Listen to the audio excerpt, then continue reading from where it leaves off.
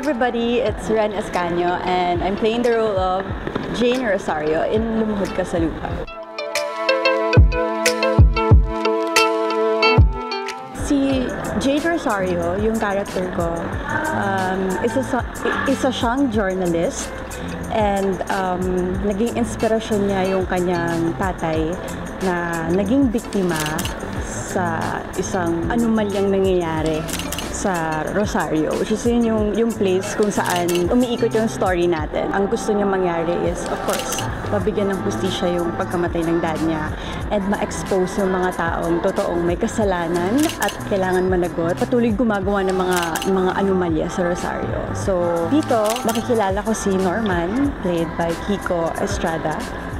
And best friends kami dito and pareho kami ng pinaglalaban.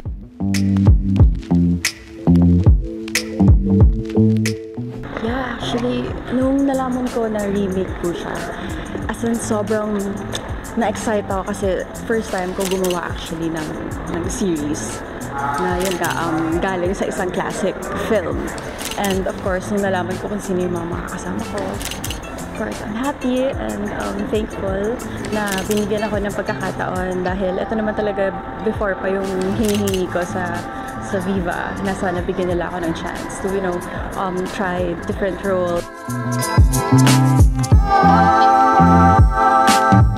Pangarap ko talaga na makagawa